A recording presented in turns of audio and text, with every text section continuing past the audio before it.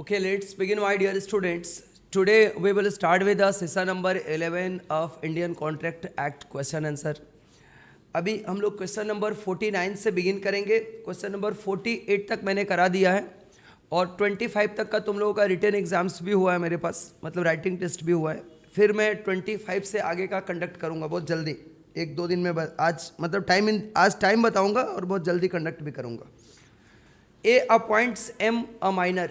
ए ने एम को, एक माइनर है, एम कौन है? एक माइनर पर्सन है. माइनर समझ में आता है किसको बोलते हैं? जिसका एज 18 ईयर से बिलो होता है, या फिर अदर्स एज भी हो सकता है as per the subject of the law. A appoints M a minor as his agent to sell his watch for the cash price not less than ₹700. 700 से नीचे कैश में मेरे इस वॉच को नहीं सेल करना है. M sell its to D. M ने डी को उसे 350 रुपये में ही बेच दिया. Is the sale valid? क्या ये सेल वैलिड माना जाएगा? Explain the legal position of M and D. D जो बायर है और एम जो सेलर है इसका, जो कि ए का एजेंट है, इस दोनों का लीगल पोजीशन भी आपको एक्सप्लेन करना है, referring to the provision of Indian contract act 1872. बच्चों आपको इसमें प्रोविजंस अभी मैंने कल में ही ये पढ़ाया है. कल में मतलब ट्यूसडे को, समझ में आ रहा है ना? ये ट्यूसडे को ही मैंने पढ़ाया है आप लोगों को. क्या है? Indian contract act 1872 does not define the word agency. Agency को इंडियन कॉन्ट्रैक्ट एक्ट में डिफाइन नहीं किया गया है, but the word agent is defined as. Agent कौन होता है? Agent as a person employed to do any act for another. वह क्या करता है? दूसरे के लिए काम करता है. Agent is defined as a person employed to do any act for another. दूसरे के लिए काम करता है. और टू रिप्रेजेंट अनदर, दूसरे को रिप्रेजेंट करता है in dealing with the third person. Third person मतलब जैसे कि हमारे इस क्वेश्चन में थर्ड पर्सन कौन है? डी. तो थर्ड पर्सन के साथ डील करने के समय वह किसका रोल प्ले करता है? वह रोल प्ले करता है रिप्रेजेंट करने वाले पर्सन का. उसको हम क्या बोलते हैं? एजेंट बोलते हैं. The third person for whom the act is done और is so represented is called principal. यहाँ पर dealing with the third person, the third person for whom the act is done, जिसके लिए काम किया जाता है और जिसको रिप्रेजेंट करता है, यहाँ पर is called principal. The third person नहीं, ये तो थोड़ा सा गड़बड़ लिख रखा हमको लग रहा है. ये काटो तो लाइन को, इसको हटा देना. यहाँ आप यहीं तक इसको लिख रखो. According to the provision of section 184 of the Indian contract act 1872, as between the principal and a third person, any person even a minor can become an agent. Minor agent बन सकता है या नहीं बन सकता है? माइनर एजेंट बन सकता है. यहाँ पे between the principal and a third person, third person और प्रिंसिपल के बीच में माइनर भी एजेंट बन सकता है. But no person who is not of the age of majority and of sound mind can become an agent as to be responsible to his principal. ये क्या है सर? नया चीज? नया कुछ नहीं है, पुरानी बातें हैं. यहाँ पर क्या लिखा है? यहाँ पे as between the principal and a third person, principal और थर्ड पर्सन के बीच में कोई भी पर्सन, चाहे वह माइनर एज का ही क्यों नहीं है, वह एजेंट बन सकता है.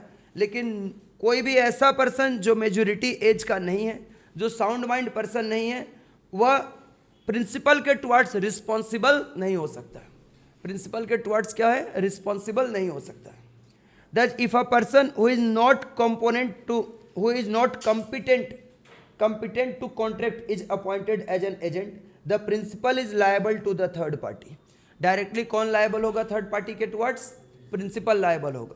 कोई ऐसे पर्सन को आपने एजेंट अपॉइंट कर दिया है जो कॉन्ट्रैक्ट करने के लिए केपेबल नहीं है, कॉन्ट्रैक्ट करने के लिए कॉम्पिटेंट पर्सन नहीं है, देन ऐसे सिचुएशन में थर्ड पार्टी के टुवर्ड्स डायरेक्ट लाइबिलिटी किसकी बनती है? प्रिंसिपल की लाइबिलिटी बनती है. थर्ड पार्टी के टुवर्ड्स डायरेक्ट लाइबिलिटी किसकी बनेगी? प्रिंसिपल की बनेगी. And for the act of the agent. अब अपने इस क्वेश्चन में ए ने एम को, जो कि एक माइनर है, उसको अपना एजेंट अपॉइंट किया है for sale of his watch at the given price, but M sale, given price मतलब फिक्स्ड प्राइस, एक फिक्स्ड प्राइस उसने दिया कि इसी प्राइस पे इस वॉच को सेल किया जाना चाहिए, लेकिन उसका एजेंट ने उस वॉच को फिक्स्ड प्राइस से बिलो प्राइस पे क्या किया है, सेल कर दिया है. But M sell it at a price less than the price given by A to D. A के तरफ से डी को जो प्राइस दिया गया है उससे कम प्राइस में बेच दिया. Thus in the given case D gets a good title to the watch. D का लीगल पोजीशन क्या है, D को जो टाइटल मिला है, D को जो ओनरशिप राइट मिला है उस वॉच के ऊपर, वह क्या मिला है, वैलिड राइट मिला है. और M is not liable to A for his negligence. A के नेग्लिजेंस M लायबल नहीं होगा. M मतलब लायबल नहीं होगा. M ने जो नेग्लिजेंसी दिखाया है, कम रुपये में उस प्रोडक्ट को बेच दिया है, उसके लिए M अपने नेग्लिजेंसी के लिए A के टुवर्ड्स लायबल नहीं होगा, बिकॉज A कौन है, माइनर है. माइनर एजेंट बन सकता है, लेकिन माइनर अपने प्रिंसिपल के टुवर्ड्स लायबल नहीं हो सकता, जो कि आपने यहाँ पर पढ़ा, प्रोविजन में पढ़े हो ना अभी. सो ऐसे सिचुएशन में वो लायबल नहीं होगा for his negligence in the performance of his duties. तो M के अगेंस्ट भी A कोई एक्शन नहीं ले पाएगा. उसे 300 पे उस सेल को क्या करना पड़ेगा, एक्सेप्ट करना पड़ेगा, क्योंकि A जो पर्सन था वह लीगली अपॉइंटेड क्या था, एजेंट था. ऐसा नहीं कि वो एजेंट फोर्सफुली बना था, लीगली अपॉइंटेड एजेंट था जो कि माइनर था. तो अब उसके वो भी अपने प्रिंसिपल के टुवर्ड्स लायबल नहीं हो सकता है. ऐसा नहीं कि प्रिंसिपल बोलेगा कि जो डिफरेंस पैसा मतलब 800 में बेचने, 700 में सेल करने बोला था, उसने 350 में सेल कर दिया, तो जो डिफरेंस अमाउंट है वह तुम अपने पास से मुझे दो, ऐसा माइनर से वह क्लेम नहीं कर सकता है. ठीक है, ये बात पूरा क्रिस्टल क्लियर हो गया तुम लोगों को. अभी हम लोग नेक्स्ट क्वेश्चन पे बढ़ेंगे आगे. नेक्स्ट क्वेश्चन में आते हैं.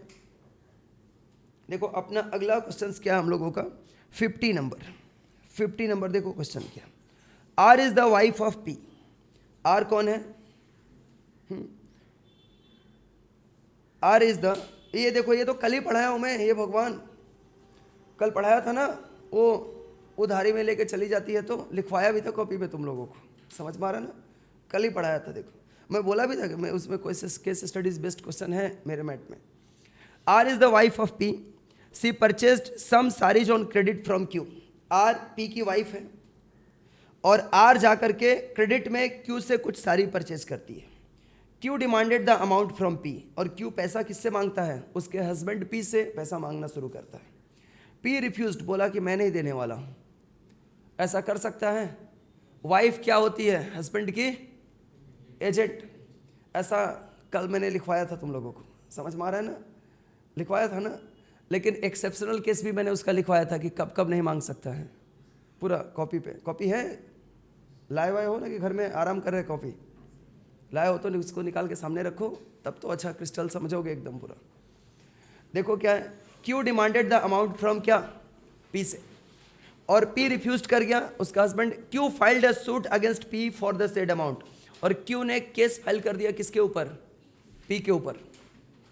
उसके पी मतलब प्रिंसिपल, पी मतलब पति, पी मतलब हस्बैंड, उसका हस्बैंड के ऊपर क्या कर दिया, केस फाइल कर दिया. Decide in the light of the provision of Indian contract act 1872 whether Q would succeed, मतलब क्यू क्या अपने इस रुपए को पीस से रिकवर करने में सक्सीड करेगा, सफल होगा. और इसी के ऊपर बेस्ड एक दूसरा क्वेश्चन भी एग्जाम्स में पूछा जा सकता है आपसे, मतलब नाम बदलेगा, प्रोविजन क्वेश्चन वही रहेगा. ऐसा, Aarti is the wife of Naresh. She purchase some sari on credit from Messrs Rainbow Silk Jaipur. Messrs Rainbow Silk Jaipur demanded some amount from Naresh. Naresh refused. Messrs Rainbow Silk Jaipur filed a suit against Naresh for the said amount. Decide in the light of, same question है, question तो same है, खाली नाम बदल गया इन लोगों का, seller buyer और पार्टीज का, मतलब हस्बैंड वाइफ और क्या सेलर का, है ना. देखो इसमें आपको क्वेश्चन के आंसर कैसे देने हैं लिखना पड़ेगा exams. Mode of creation of agency, relationship of the Indian contract act 1872.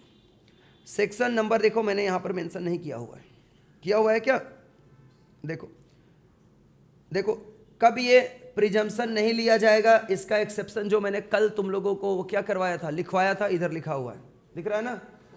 देखो ध्यान से, problem as asked in the question is based on the provision related with the mode of creation of agency. ये problem किस चीज के ऊपर based है, कौन से प्रोविजंस के ऊपर बेस्ड है, mode of the creation of agency relationship under the, यानी एजेंसी रिलेशनशिप क्रिएट करने का मोड कितना सारा है, इस प्रोविजंस के ऊपर बेस्ड है ये questions of the Indian contract act 1872। Agency can be created by a legal presumptions, agency legal presumptions से भी क्रिएट हो सकता है। एजेंसी क्या हो सकता है, लीगल प्रिजम्पशन से भी क्रिएट हो सकता है। In case of the cohabitation by a married women, अगर कोई मैरिड वुमेन्स अपने हस्बैंड के साथ रहती है, समझ में आ रहा है ना, तो वह अपने हस्बैंड का क्या समझी जाएगी, यह लीगल प्रिजम्पशंस के अकॉर्डिंग वह एजेंट समझी जाएगी। इम्प्लाइड एजेंट, क्या समझी जाएगी, इम्प्लाइड एजेंट। सर हस्बैंड भी समझा जा सकता है क्या, हाँ बिल्कुल बिल्कुल समझा जा सकता है, दोनों साथ रहते हैं। कोहैबिटेशन का मतलब क्या होता है, साथ साथ रहना, ठीक है। Wife is considered as an implied agent of her husband. Agency में भी क्रिएटेड बाय, ये एजेंसी कैसे क्रिएट होता है, कोई एग्रीमेंट हुआ है, लीगल प्रिजम्पशन किया गया है, मैरिड है, दोनों साथ में रहते हैं, तो वाइफ अगर कुछ परचेजिंग करती है तो उसका पेमेंट करने के लिए लायबल कौन होगा, उसका प्रिंसिपल, यानी उसका पति, हस्बैंड, समझ मारा ना, वही तो होता है principal. In case of cohabitation by a married women, लेकिन यहां पर कंडीशन क्या है, दोनों साथ में रहना चाहिए, समझ में आ रहा है ना, सेपरेटेड नहीं। फिर देखो, if the wife lives with her husband, wife क्या करती है, अपने हस्बैंड के साथ रहती है, there is a legal presumption that wife has authority to pledge her husband's credit for necessaries. यही तो मेन लाइन है, यानी अपनी नेसेसरीज गुड्स, मेन लाइन है, नेसेसरीज गुड्स वह क्रेडिट में अपने हस्बैंड के नाम पे ले सकती है, समझ में आ रहा है ना।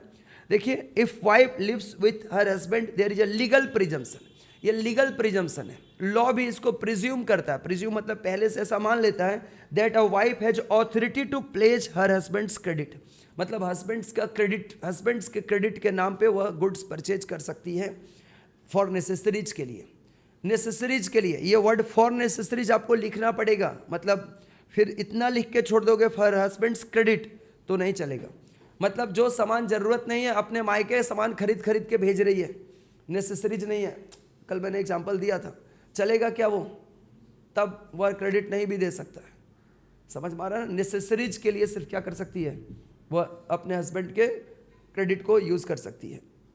But the legal presumptions can be rebutted in the following cases, legal provisions यहां पर अज्यूम नहीं किया जाता है, ठीक है ना, इस लीगल प्रिजम्पशंस को इन केसेस में नहीं प्रिज्यूम किया जाता है।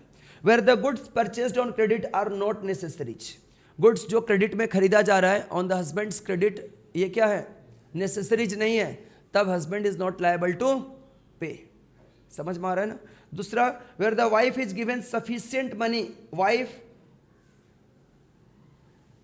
यहां पर मैंने क्या लिखवाया था, कॉपी से देख के बोलो तुम लोग, मैंने क्या लाइन लिखवाया था, दूसरा कॉपी पे देख के बोलने बोला हूं मैं, उसको सफिशिएंट रुपया दिया जा रहा है पहले से, पूरा लाइन पढ़ के सुनाओ, हे भगवान सब।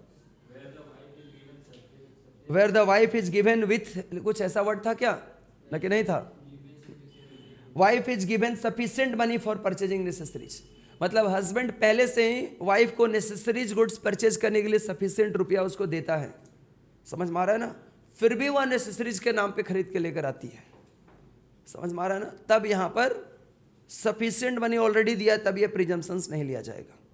Number 3, where the wife is forbidden from purchasing anything on credit और कॉन्ट्रैक्टिंग डेब्ट्स, वाइफ को पहले से फॉरबिड किया गया, हस्बैंड की तरफ से मना किया गया है कि कुछ भी क्रेडिट में परचेज नहीं करना है और नए डेप्ट क्रिएट नहीं करना है, नए डेप्ट का कॉन्ट्रैक्ट नहीं क्रिएट करना है, समझ में आ रहा है ना, पहले से फॉरबिड किया हुआ है, फिर भी वाइफ अगर क्रेडिट में परचेज कर रही है तो ऐसे सिचुएशन में क्या हो जाएगा, wife is forbidden from purchasing, credit में ले रही है हस्बैंड के नाम पे, तो ऐसे समय में husband is not liable to पे।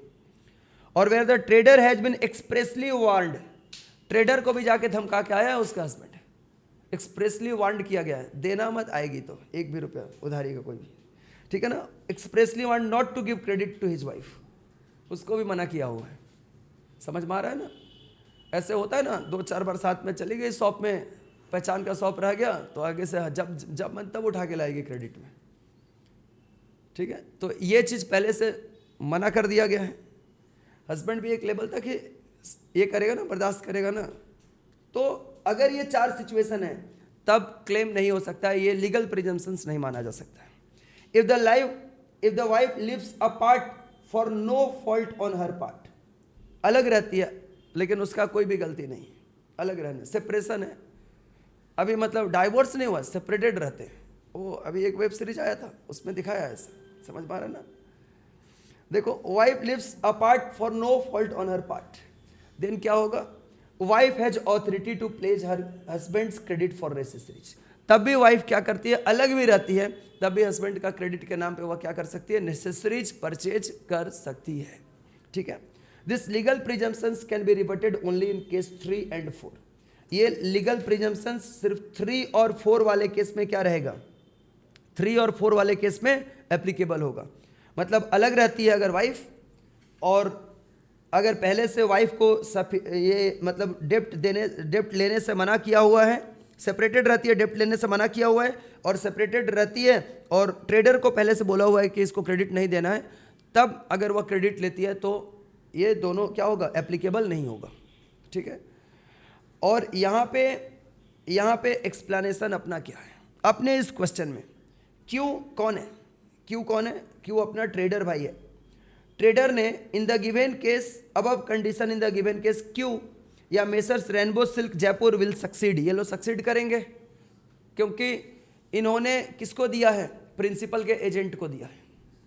लीगल प्रिजम्पशंस के अकॉर्डिंग वाइफ क्या है, wife is the implied agent of her husband, समझ में आ रहा है ना, implied agent of her husband. So he can recover, यानी शॉपकीपर जो है वो रिकवर कर सकेगा saved amount from the principal पति और husband Naresh if sari purchased by R necessaries for her, समझ में आना, सारी उसकी नेसेसरीज है, परचेज करके ले गई है तो हस्बैंड को उसका पेमेंट देना पड़ेगा, अगर क्रेडिट में हस्बैंड के नाम पे लेकर गई है तो। ठीक है, तो ये सेलर सक्सीड करेगा और पैसा हुआ रिकवर करा पाएगा। कोर्ट में केस करेगा, कोर्ट वाला पहला ही हियरिंग में बोलेगा कि पैसा दो इसका निकाल के, इंडियन कॉन्ट्रैक्ट एक्ट का ये प्रोविजन है, देना पड़ेगा उसे। क्लियर है बात ना। बच्चे एग्जाम्स में क्वेश्चंस आ सकते हैं, समझे हो क्या। अभी देखो next question, Ramesh instructed Suresh, Ramesh ने किसको इंस्ट्रक्ट किया, सुरेश को, एक ट्रांसपोर्टर है Suresh, to send a consignment of apples to Mumbai. Ramesh ने सुरेश को, एक ट्रांसपोर्टर है, उसको इंस्ट्रक्ट किया कि एप्पल का कंसाइनमेंट आपको मुंबई भेजना है। कंसाइनमेंट का मतलब एप्पल का स्टॉक पूरा आपको क्या भेजना है, मुंबई पहुंचाना है। After covering half the distance Suresh found that, ये भी मैं कल पढ़ाया हूँ, कल ही पढ़ाया था ना, ये भी रास्ते में खराब होने लगेगा तो क्या करेगा, एग्जाम्पल दिया था उधर कश्मीर का। ठीक है ना, देखो after covering half the distance, half distance cover करने के बाद सुरेश जो ट्रांसपोर्टर है उसको ऐसा लग रहा है apples will perish before reaching Mumbai, Mumbai पहुंचने से पहले, अब उड़ा के तो नहीं ले जाएगा ना, ठीक है, फिर उसके यहाँ पर वह मुंबई पहुंचने से पहले क्या हो जाएगा, पेरिश कर जाएगा, खराब हो जाएगा। ही sold the same at half the market price, Ramesh shoot Suresh, उसने हाफ प्राइस पे क्या किया, वहीं पर ट्रक को लगाया, शॉप बनाया उसको, और हाफ प्राइस पे एकदम बेचना, होलसेल में, रिटेल में, जो जैसे आ रहा था सबको बेचना शुरू कर दिया। बोला आज पूरे दिन भर बैठ के इसको बेचूंगा, कल सुबह तक पूरा बेच दूंगा, खराब तो कम से कम नहीं होगा, लेकिन मुंबई जाने में और 4 दिन लगेगा, 4 दिन बाद ये 1 रुपया इसका वैल्यू नहीं रह जाएगा, हाफ प्राइस में इसको आज बेच देते हैं, खराब होना शुरू हो गया। रमेश जो एप्पल का कंसाइनमेंट का ओनर था, प्रिंसिपल था, उसने केस फाइल कर दिया सुरेश के ऊपर। क्या वह केस फाइल करके ऐसा सक्सीड कर पाएगा, विल ही सक्सीड। दूसरा एक क्वेश्चन है, सेम क्वेश्चन है, यहाँ पर चेन्नई भेज रहा था, उधर पिछली बार मुंबई भेज रहा था, बस और कुछ फर्क नहीं है। देखो क्वेश्चन देख रहे हो ना, कितने छोटू सा है और आंसर कैसा है, आपको समझा के लिखना पड़ेगा। अंडर सर्टेन सर्कमस्टेंसेस, पहले आप प्रोविजन बता रहे हो, under certain circumstances a person may be compelled to act as an agent to the other without requiring the consent of the principal। Principal का कंसेंट उसके पास है या नहीं है हमारे एजेंट के तौर पे काम करने के लिए, फिर भी वह एजेंट के जैसा काम कर सकता है। मतलब ट्रांसपोर्टर ये जो था ना, वह कौन सा था? ट्रांसपोर्टर है, बस ट्रक का मालिक है, ट्रांसपोर्टर है, वह गुड्स को पहुंचाने का काम करता है। He is not the agent of the Ramesh. वह रमेश का एजेंट है? नहीं है, वह ट्रांसपोर्टर है। लेकिन सर्टेन सिचुएशन में, अंडर सर्टेन सर्कमस्टेंसेस, ध्यान दो, a person may be compelled to act as an agent to the other without requiring the consent of the principal। जहां पर उसे प्रिंसिपल से कंसेंट लेने की भी जरूरत नहीं है, उस जगह पे वह प्रिंसिपल के बिहाफ में उसका एजेंट के तौर पे काम कर सकता है। समझ आ रहा है मेरी बात?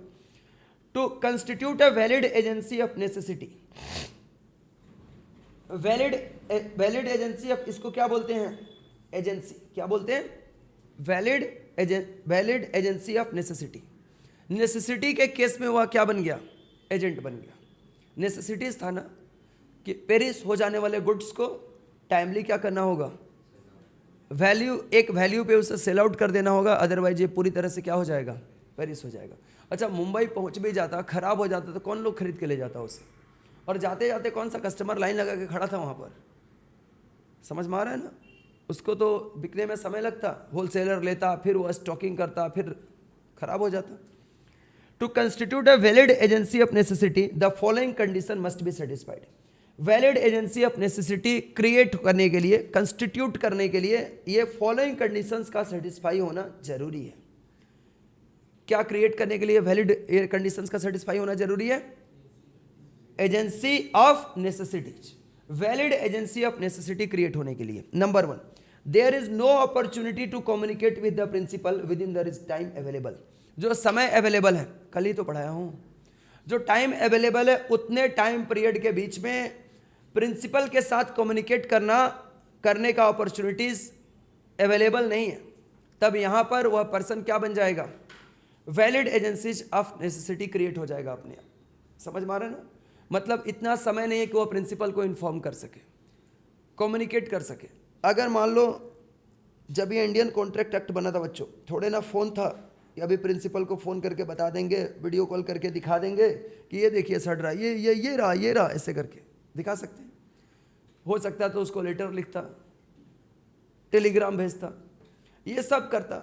उसके हिसाब से आप सोचना है अभी तुम लोगों को, ये टाइम अवेलेबल नहीं है। या बहुत सारे अदर्स केस में यहाँ पे तो चलो फ़ोन करके बता देगा अभी के कम्युनिकेशन के हिसाब से, लेकिन कुछ ऐसे सिचुएशन जहाँ पर आप कम्युनिकेट ही नहीं कर सकते, तो वहाँ पर आप क्या करोगे? वहाँ पर automatically valid agency of necessities create हो जाएगा। कहाँ पर? There is no opportunity to communicate with his principal. Principal को, यानी जिसका वह कंसाइनमेंट था, जो कोलकाता से मुंबई जा रहा था, उस प्रिंसिपल को, कोलकाता वाले प्रिंसिपल को इन्फॉर्म करने का समय नहीं था। ठीक है? There should have been actual and definite commercial necessity for the agent to act promptly. Promptly मतलब फास्ट।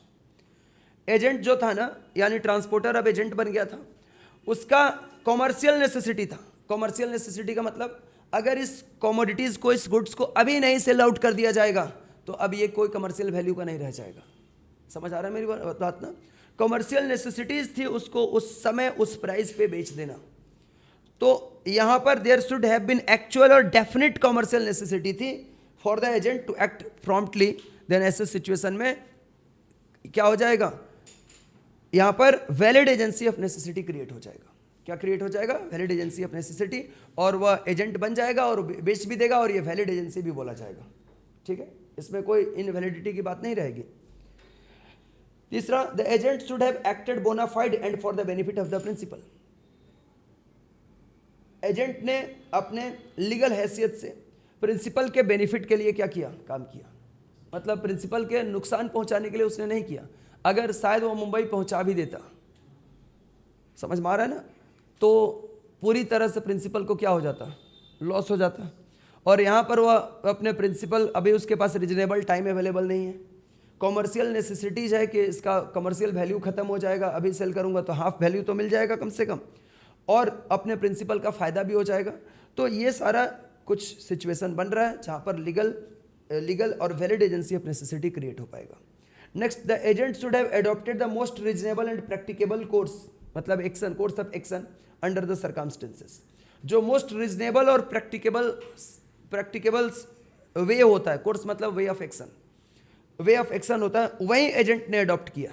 अगर उसका वह कॉमोडिटीज होता तो वह भी यही एक्शन करता। आप लोग कभी मतलब कोलकाता से मुंबई जो ट्रक्स जाते हैं, ये जो लॉरीज चलते हैं, एक दिन में 24 घंटे में नहीं पहुंचते, ये हाईवेज पे रुक रुक के जाते हैं, जैसे इनको सिग्नल पासेस मिलता है वैसे वैसे जाते हैं।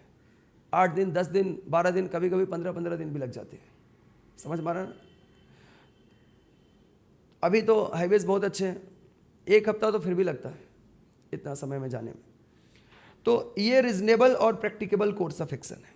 The agent should have adopted the most reasonable और प्रैक्टिकेबल कोर्स ऑफ एक्शन लिया है। और agent must have been in possession of the goods belonging to his principal and which are subject of contract. और agent क्या है? Goods का possession किसके पास होना चाहिए? एजेंट के पास। The agent must have been in possession, तभी वह ये सब काम कर पाएगा। गुड्स उसके पोसेशन में है, belonging to the principal. Goods किसका बिलोंग हो रहा है? किसका है? प्रिंसिपल का है, लेकिन पोसेशन में किसके है? एजेंट के। And which are subject of the contract, और वही गुड्स कॉन्ट्रैक्ट का सब्जेक्ट मैटर है। एप्पल ही यहाँ पर सब्जेक्ट मैटर था जिसका ट्रांसपोर्टेशन करके कोलकाता से मुंबई पहुंचाना था। N agent has the authority in an emergency, और एक एजेंट का ये ऑथोरिटी होता है इमरजेंसी के केस में, to do all such act, वह सब काम करना जो कि एक ऑर्डिनरी प्रूडेंस, एक कॉमन बुद्धिमानी वाला पर्सन अपने ओन सिचुएशन में करता है, वह सब काम एक एजेंट इमरजेंसी के सिचुएशन में अपने प्रिंसिपल के बेनिफिट के लिए कर सकता है। An agent has the authority in an emergency to do all such act as a man of ordinary prudence would do for protecting his principal, अपने प्रिंसिपल को प्रोटेक्ट करने के लिए कर सकता है। For losses which the principal would have done under similar circumstances, जो principal को होगा, जो प्रिंसिपल को लॉसेस अराइज हो सकता है सिमिलर सर्कमस्टेंसेस में, अगर उसका ये प्रोडक्ट होता तो वह भी यही एक्शन लेता। तो ऐसे समय में एजेंट के पास ये ऑथोरिटी होता है कि इमरजेंसी में प्रिंसिपल को प्रोटेक्ट करने के लिए वो एक्शन ले सकता है। अब इसका एक्सप्लेनेशन क्या है? In the given case agent handling perishable goods like apples can decide the time, date and place of sale, वह डिसाइड कर सकता है कि किस टाइम में for necessaries as per instructions of the principal, with the intention of protecting the principal from the losses. Here the agent act in an emergency and acts as a man of ordinary prudence. उसी तरह से काम किया जो एक ordinary prudence, common sense वाला person करता है। So in the given case, Suresh has acted in an emergency situation and Ramesh will not succeed against him. Ramesh उसके अगेंस्ट कोई भी केस फाइलिंग नहीं कर सकता है, कोई भी एक्स्ट्रा मनी उससे रिकवर नहीं कर सकता है। जो हाफ वैल्यू में सेल हुआ है वही मनी सिर्फ रिकवर कर सकता है। समझ आया क्या मेरी बात बच्चों? बोलते नहीं हो। नेक्स्ट क्वेश्चन पे आ जाओ, ठीक है।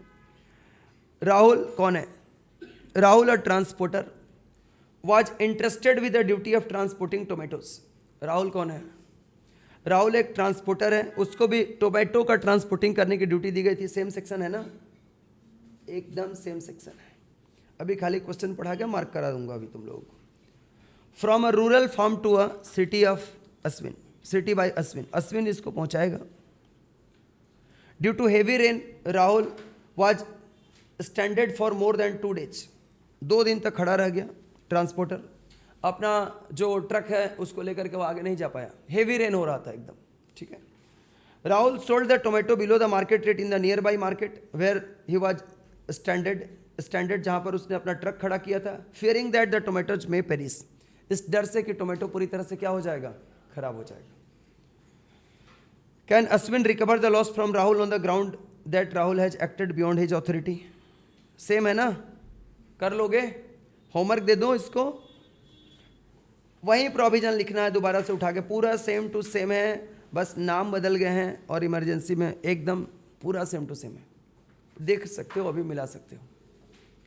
एग्जाम्स में एक बार प्रोविजन पढ़ोगे, 3-4 क्वेश्चन करके इसमें दिए हुए हैं, एक भी लिख के प्रैक्टिस कर लोगे तो एग्जाम्स में काम बन जाएगा आपका।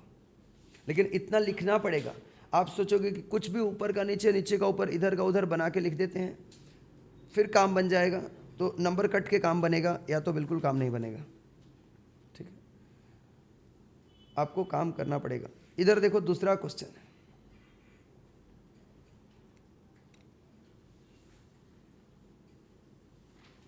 ये मैं अभी सेक्शन का नहीं पढ़ा रहा हूँ क्योंकि थोड़ा सा इसको मैं रोक रहा हूँ, अभी दूसरे सेक्शन पे लेके आता हूँ तुम लोग को।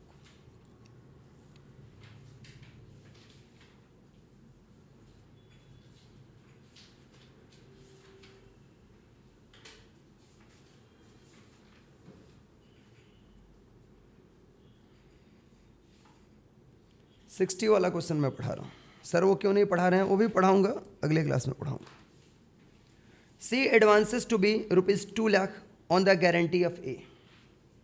सी ने क्या किया, एडवांस दिया है बी को। ये कैसा क्वेश्चन हो गया फिर से, वो गारंटी वाला, कॉन्ट्रैक्ट ऑफ गारंटी। जब तुम लोग पढ़ने बैठते हो ना तो थोड़ा तरीका अपनाओ, एक बार कॉन्ट्रैक्ट ऑफ गारंटी का प्रोविजन निकाल के मेन वाले स्टडी मेट से पढ़ लो, फिर कॉन्ट्रैक्ट ऑफ गारंटी के ऊपर जितने सारे केस बेस्ड क्वेश्चन है उसको एक दिन में एक बार में पढ़ो, ज़्यादा क्लियर हो जाएगा। क्योंकि बैक टू बैक वैसा प्रोविजन हर क्वेश्चन। अच्छा ये भी दिक्कत है कि तुम लोग 1 से 2 बार 2 से 3 बार आ जाता है तो बोलते हो तो वही वाला पढ़ना जरूरी नहीं है, बार बार पढ़ो ना, 4-5 बार, 10 क्वेश्चन में अलग अलग बार मिल रहा है, 10 क्वेश्चन में पढ़ो, हर बार कुछ ना कुछ इंप्रूवमेंट कर जाओगे और 1 से 2 बार उसको लिख लो, तो ऐसे समय में आपका उसके ऊपर पूरा कमांड बन जाएगा। जब एग्जाम्स का, अकाउंट्स का एग्जाम देकर के आते हो, लॉ के लिए जब पढ़ना स्टार्ट करते हो ना, तो फटाफट 2 क्वेश्चंस जिसको आपने लिख के प्रैक्टिस किया था उसको पढ़ लोगे। उस बीच में अगर बहुत टफ कुछ लग रहा है कि ये सेक्शन मैं बार बार भूल जाती हूँ, सेक्शन 189 तो मैं भूल जाता हूँ, तो 189 को लिख लो, 2-4 ऐसे पहले से मार्किंग करके रखो कि आपका कहाँ पर प्रॉब्लम है, पर्सनल प्रॉब्लम कहाँ पर है, उसको आप लिखो उस दिन, और जल्दी जल्दी आप रिवीजन कंप्लीट कर पाओगे एग्जाम्स के लिए। अगर आपने सही से पेपर में 75 का भी लिख दिया ना, तो इतना मार्क्स तो आपका कहीं नहीं गया होगा। अगर अपने स्टडीज़ के बेसिस पे अच्छा से लिख दिया, मार्क्स कट वट के भी मिलेगा तो ये मार्क्स आपको जरूर से पेपर पे मिल जाएगा, लेकिन उतना कमांड बनाना होगा। अगर इंडियन कॉन्ट्रैक्ट एक्ट पूरी तरह से सोचते हो कि छोड़ देंगे, नहीं पढ़ेंगे इसको, तो भी पास कर सकते हो, लेकिन बाकी जितने एक्ट है उसको पूरा एकदम आपको करके जाना पड़ेगा। तो बाकी में कोई कहे नहीं सर निगोशिएबल छोड़ दे क्या, इंडियन रेगुलेटरी फ्रेमवर्क छोड़ दे क्या, तब फिर तो सब छूट जाएगा। समझ में आ रहा है ना, वो सब भी आपको सारे करने होंगे, फिर कोई उसमें लेकिन बट परंतु नहीं चलेगा। लेकिन इसे कर लोगे तो बहुत फायदे में रहोगे। नेक्स्ट पे आते हैं बच्चों, कहाँ थे हम लोग। C advances to be ₹2 lakh on the guarantee of A. C has also taken a further security for the same borrowing. C ने एडवांस किया बी को 2 लाख रुपए और गारंटी उसके लिए किसने लिया, ए ने लिया। C has also taken a further security, उसने सी ने सिक्योरिटी के तौर पे, गिरवी के तौर पे, for the same borrowing by mortgage of the B furniture worth ₹2 lakh with knowledge of A, without knowledge of A. A मतलब गारंटर के बिना नॉलेज में डाले, उससे बोला ना कि ए तो गारंटर है ठीक है, लेकिन बदले में तुम अपना हमारे को सोफा दे दो, और सोफा भी उससे गिरवी के तौर पे रख लिया। C cancels the mortgage. C ने क्या किया, मोर्टगेज कैंसिल कर दिया।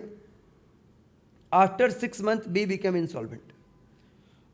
सी ने मोर्टगेज क्या कर दिया, कैंसिल कर दिया, और after 6 month B becomes insolvent, B insolvent हो गया and C sues A for his guarantee, कि आप गारंटी का पैसा अभी दे दो। Decide the liabilities of A if the market value of furniture is worth ₹80,000।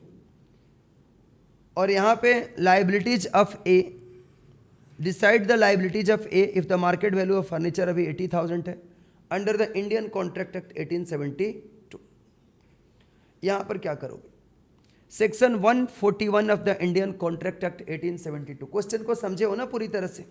यहाँ पे सी मोर्टगेज को कैंसिल कर दिया, मोर्टगेज के तौर पे उसने क्या लिया था, फर्नीचर, उसको कैंसिल कर दिया, और आफ्टर 6 मंथ बी बिकम क्या हो गया, इंसॉल्वेंट हो गया। तब वह जाकर के ए से बोला कि तुम अभी रुपया मेरे को दे दो, और उस समय फर्नीचर की वैल्यू का मार्केट वैल्यू कितना आ गया था, 80,000।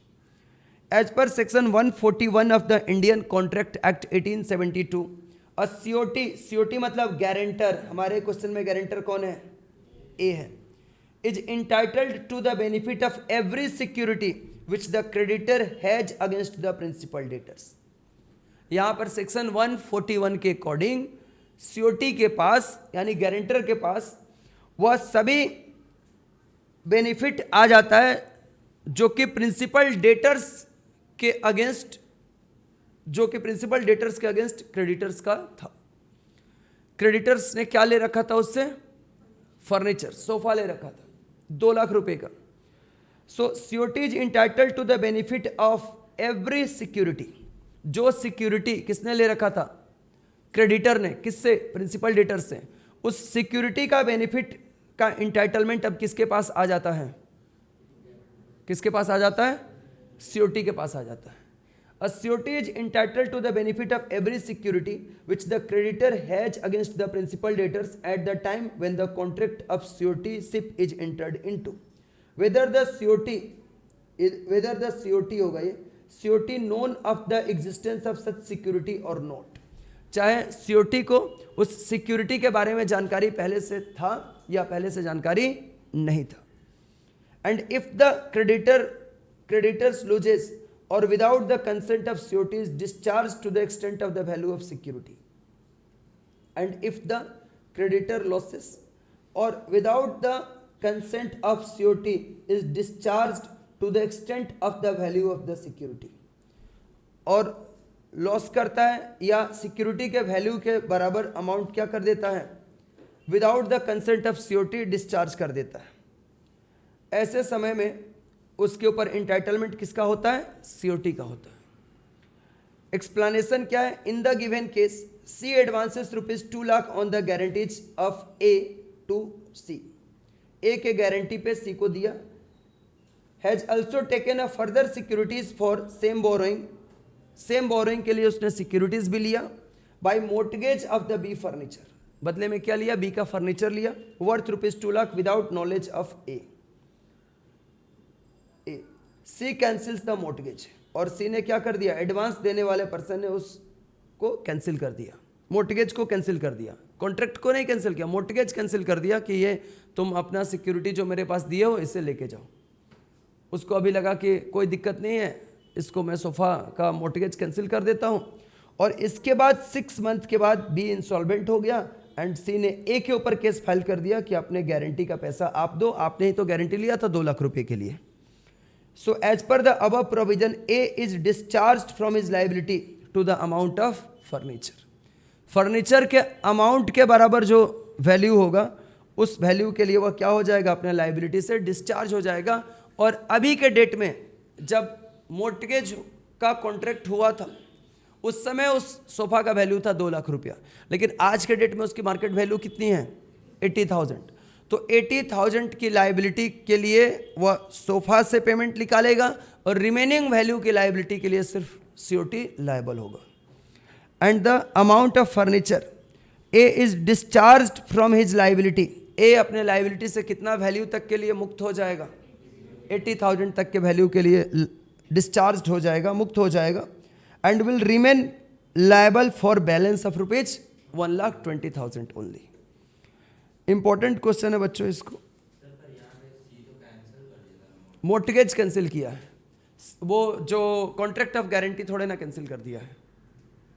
मोर्टगेज को उसने कैंसिल कर दिया, लेकिन सिक्योरिटी के तौर पे उसने लेके रखा था ना, सिक्योरिटी के तौर पे eight the time of the contract of guarantee लेके रखा था ना, तो वो कैंसिलेशन भी कर दिया है। और सिक्योरिटी को इस मोर्टगेज में सिक्योरिटी के तौर पे उसने कुछ लेके रखा है प्रिंसिपल डेटर से, इसकी जानकारी सिक्योरिटी के पास है या नहीं है, फिर भी वह COT क्या करेगा? उतना वैल्यू। अब COT वह सोफा को बेच करके उसको पेमेंट देगा, वह सोफा रख लेगा, फिर वो पेमेंट देगा, या उसको बोलेगा कि तुम ये सोफा तुम मोर्टगेज के तौर पे लिया था, तुम कैंसिल क्यों किया था? हम तुमको सिर्फ 1,20,000 रुपीज़ के लिए लायबल है। ये सेक्शन 141 के प्रोविजन के अकॉर्डिंग जो ये है COTs है वह ओनली 1,20,000 रुपीज़ का पेमेंट करने के लिए ही लायबल होगा। ठीक है,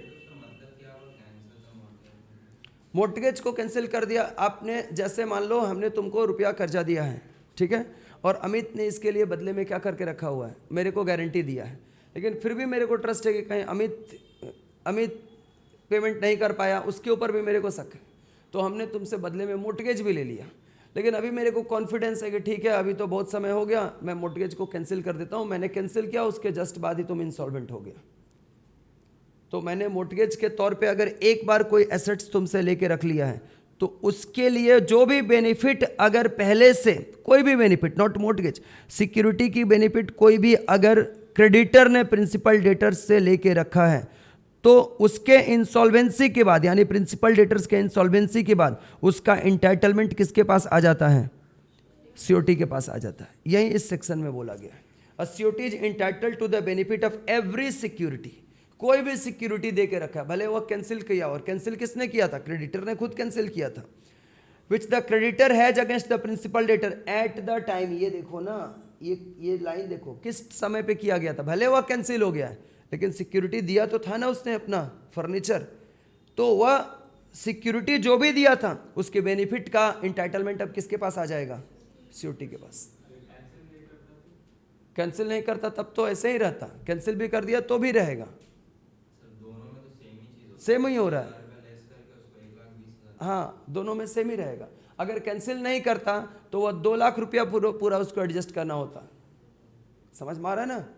अभी उसका वैल्यू गिर भी जाता तो उसने उस समय जिस समय वो सिक्योरिटी के तौर पे लिया था उस समय उसकी वैल्यू कितना था? तो 2 लाख रुपया उसमें पूरा एडजस्ट हो जाता। समझ में आ रहा है ना? उस टाइम के वैल्यूएशन के हिसाब से। और अभी कैंसिल कर दिया तो अभी इसकी जो वैल्यू है उतना वैल्यू एडजस्ट होगा। इसके बाद आ जाओ, एक छोटा क्वेश्चन और कराऊंगा। नहीं, अब नहीं कराऊंगा, टाइम अप हो गया। ठीक है, थैंक यू बच्चों।